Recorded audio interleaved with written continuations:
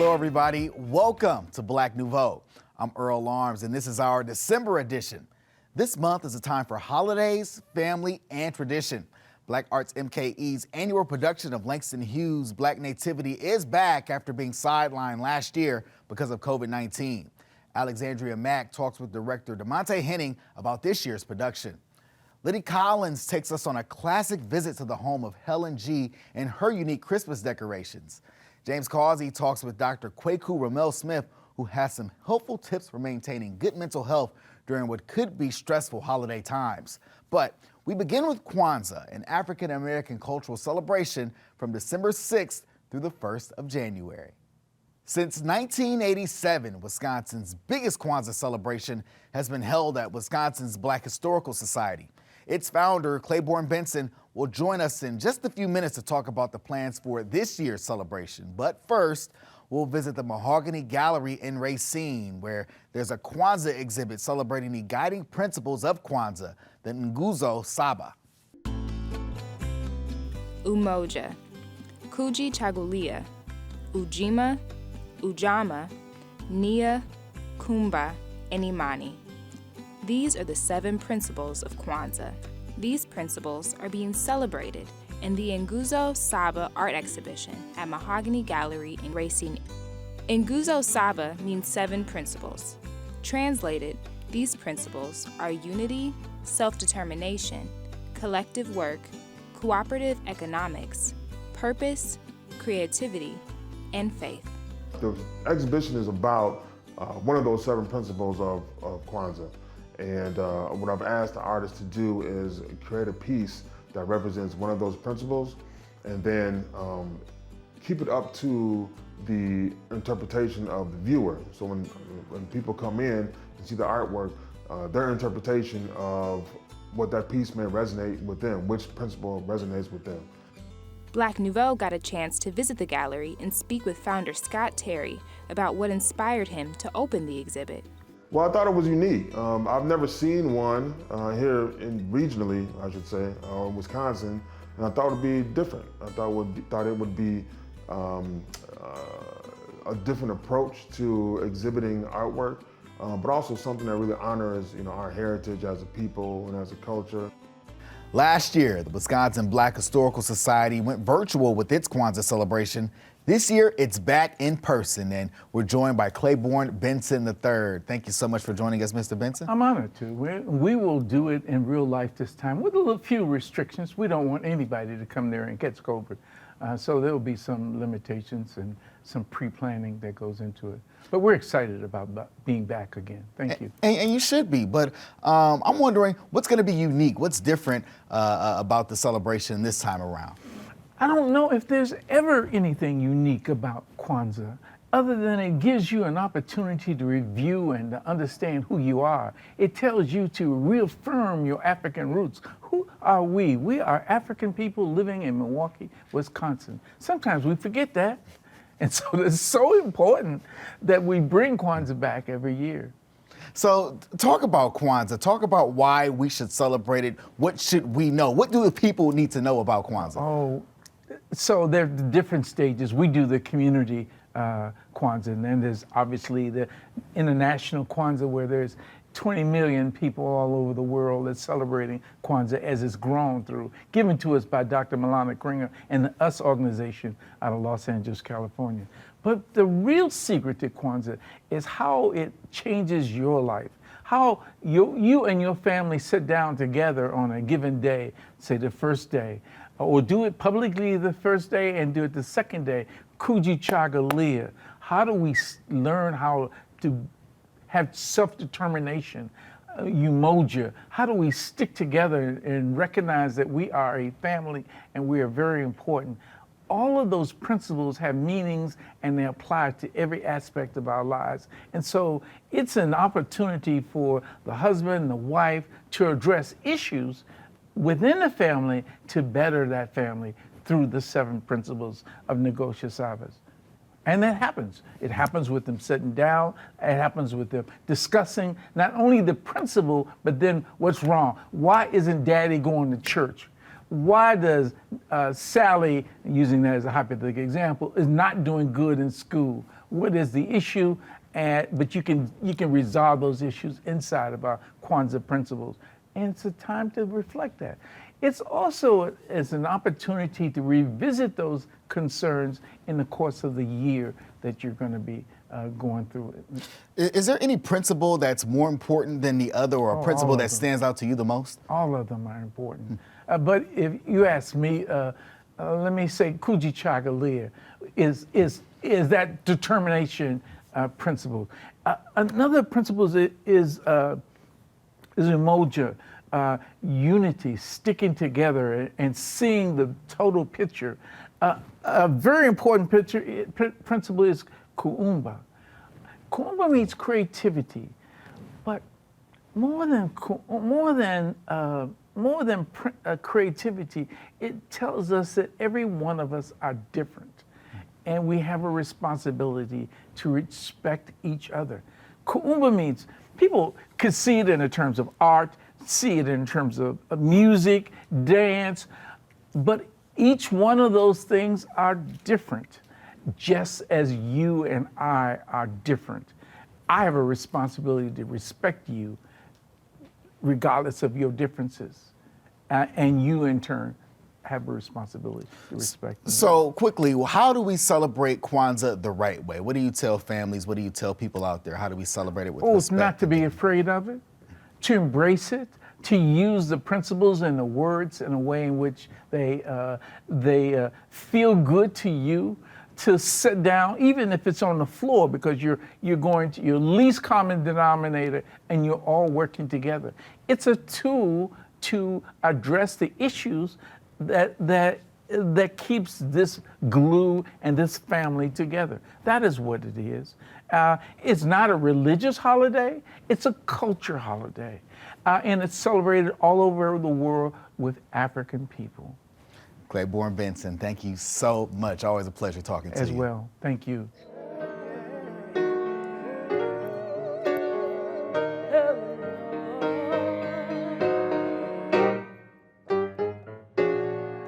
There was no room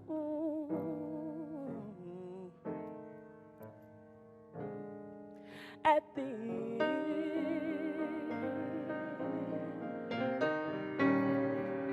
I said there was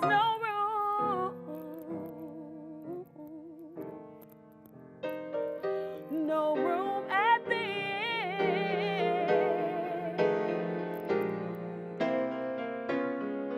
When the time had surely come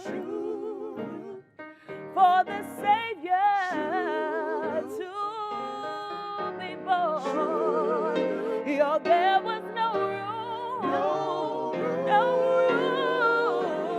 no room at the inn.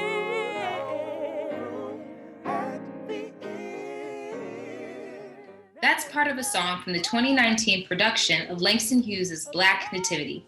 For much of the past decade, the Black Arts MKE production has been a holiday favorite here in Milwaukee.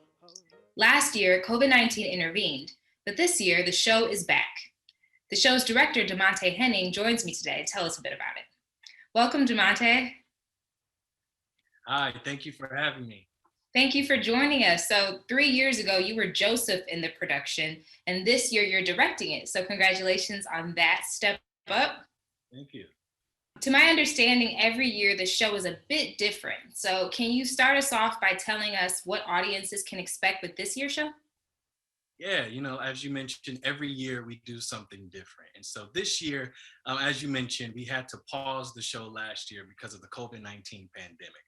And, that put a lot of people in a certain situation, mentally, physically, spiritually. And then you talk about the Black Lives Matter movement, which has been going on for years, for decades. We as the Black community know the struggles that we faced. And so this year, I decided to go with the theme of For the Culture.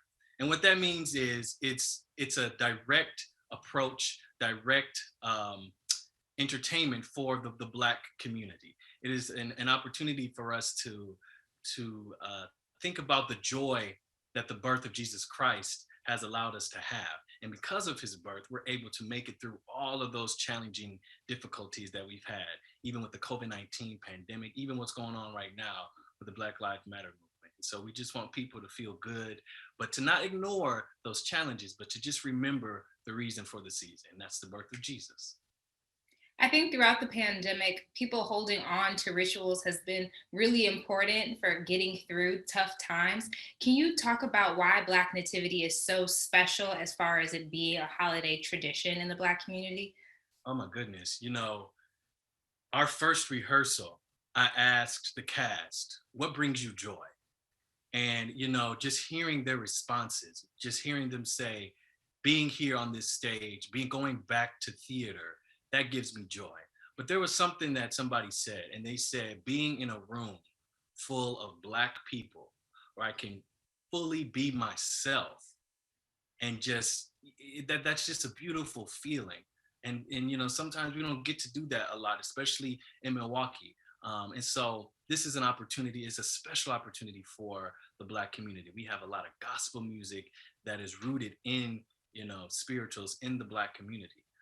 And so it's just been a very positive message and a positive response that we've been getting from our cast, and something I look forward to with the audience. And lastly, DeMonte, this is a Black Arts MKE production. Can you tell our viewers what Black Arts MKE is? Yeah, Black Arts MKE, well, their mission is to increase the availability and the quality of African American arts in the city of Milwaukee. And they do that each year by producing shows like Black Nativity.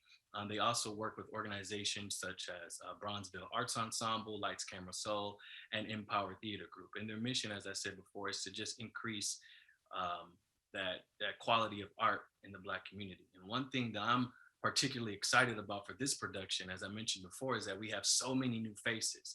And this is a great opportunity for the audience to get to know some of these new faces. And for another chance for our actors to just be on stage doing their craft and perfecting their craft. So I'm looking forward to that.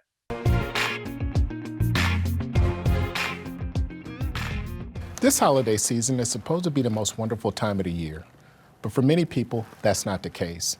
Some may feel increased financial burdens. Others may feel a heightened sense of loneliness if they aren't with their loved ones.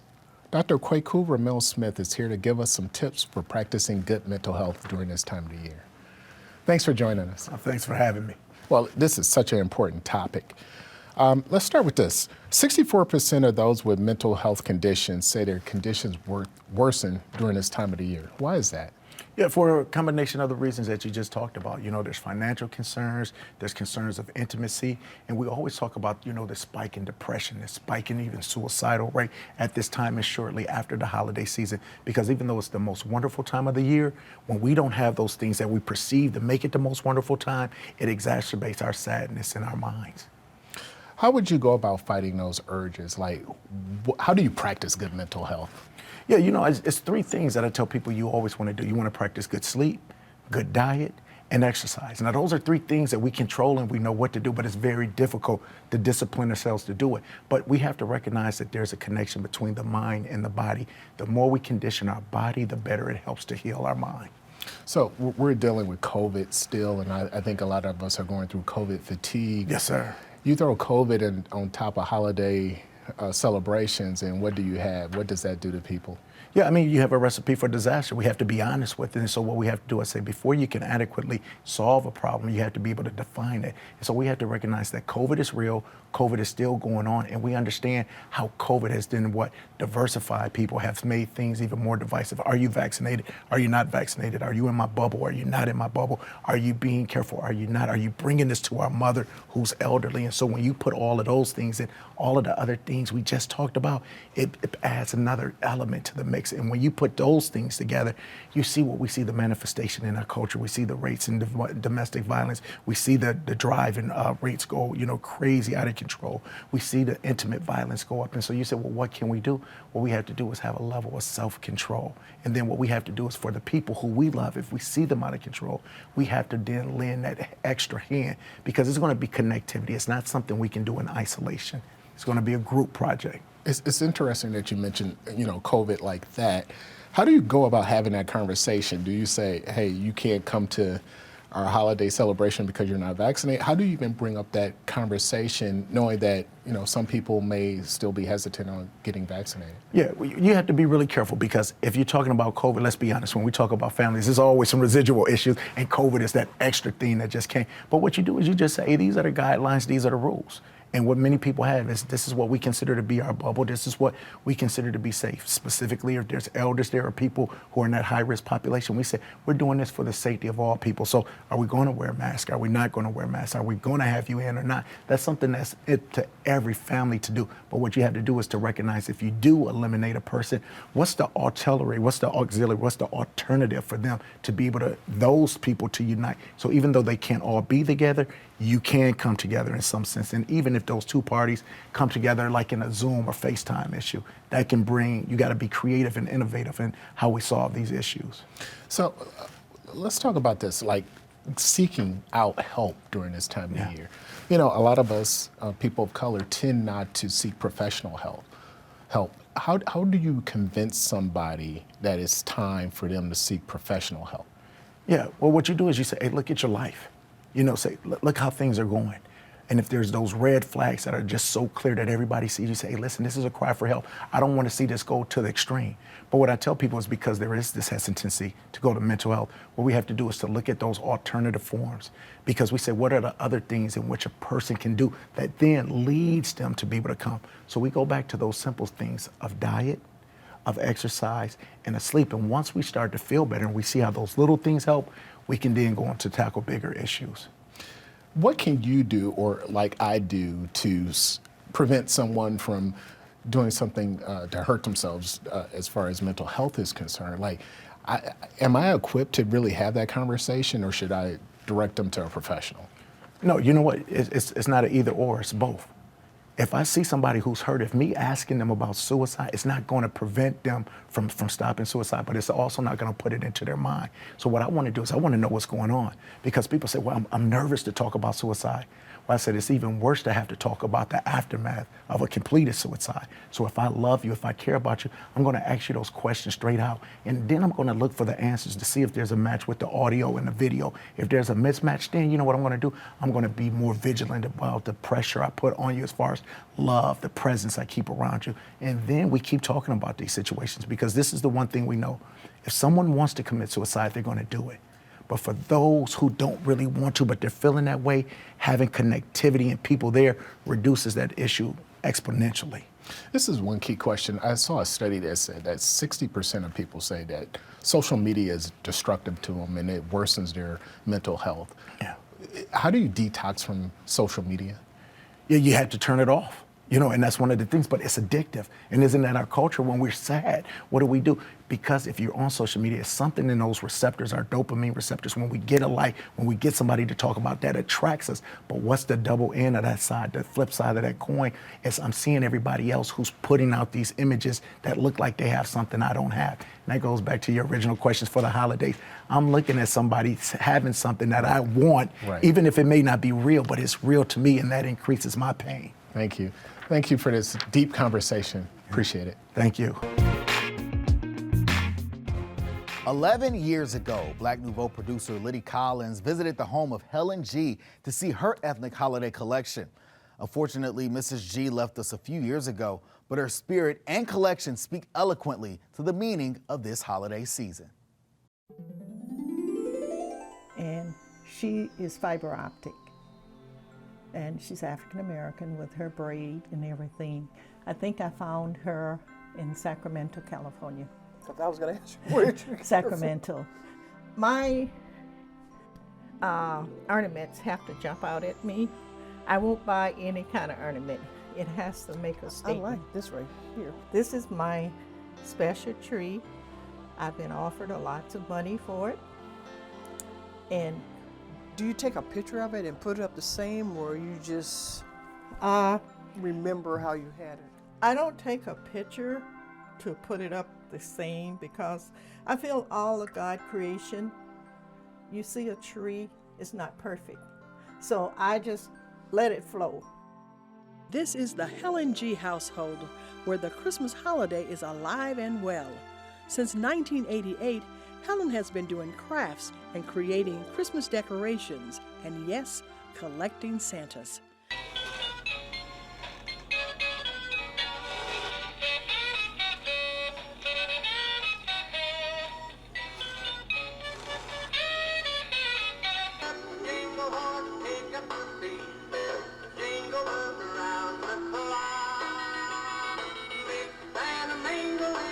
But her collection is intact. I might not have quite as much, but they will always be part of me. What was behind you starting this whole decorating? It really started when my husband and I had our first child. We didn't see anything in the stores that represented who we were. So I started creating my own black Santas, black dolls, black whatever. Not that I had anything against what was in the store, but I wanted our whole household to represent us. I also like to do Christmas because of my deceased son. My deceased son was the type of guy that always complimented me on everything I did, what I wore, and everything. So when he died, I really kind of threw myself into doing more. And thank God for a good husband. He allowed me to do this. And so it just became almost like a ritual. Was this a nurturing process to get you over your son or help heal? I really do believe so.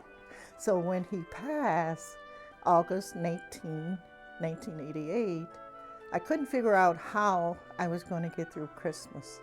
So I decorated even more. I try to decorate and I go back and I reflect on what it was like when he was here, how he enjoyed Christmas. So I think, yes, it was a healing process for me. His and her Santa on the left side, they all have arthritis in there now. If you hear the squeaky bones and things, the one by the door, I think they were some of the first ones I bought. And this guy here is about, on the fireplace, I would say he's about maybe 10 to 15 years old. The Christmas tree is a family tree. Her two deceased sisters are each represented by an angel. And this one here, this is represent my sister Jean, who had cancer. Oh, she has no. And I took all her hair off. Most of the angels, she's from this family, they have hair.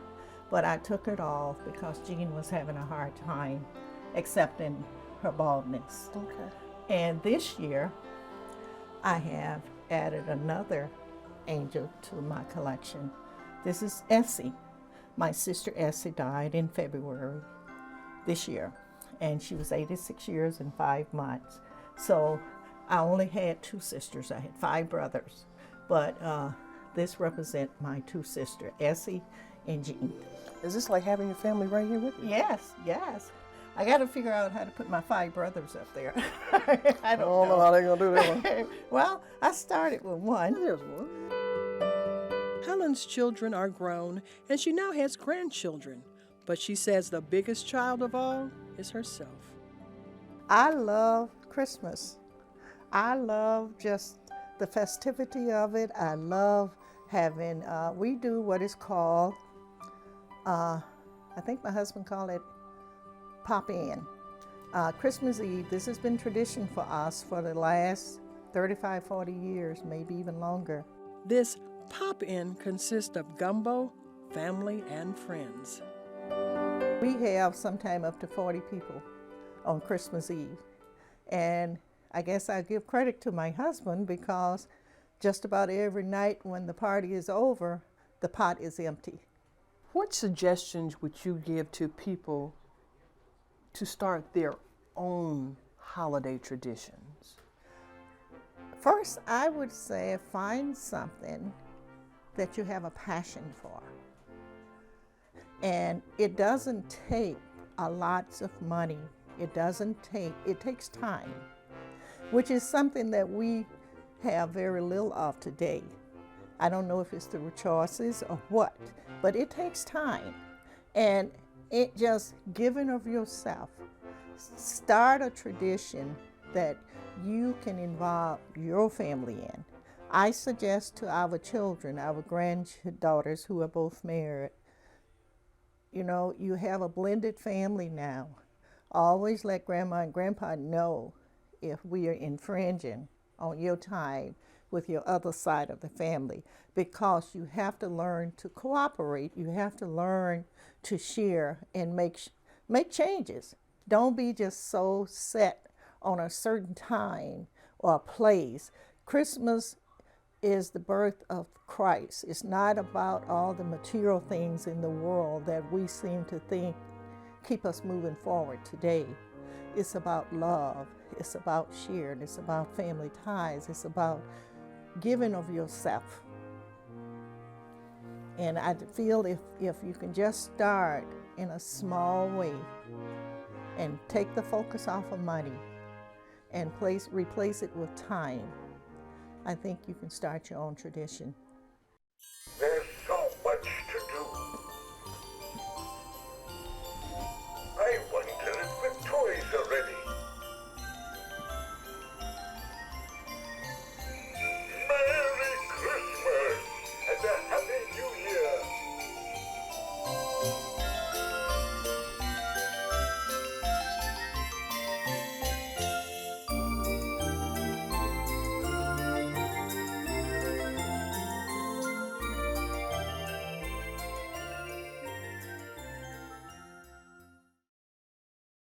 Remember to join us online at MilwaukeePBS.org. We'll have links and information on the Mahogany Gallery's featured artists, a link to the Kwanzaa celebration starting with the Wisconsin Black Historical Society, and also an extended interview with DeMonte Henning, the director of Black Nativity, currently at the Marcus Center for the Performing Arts. Finally, from all of us here at Black Nouveau, best wishes for a happy holiday season. Happy New Year.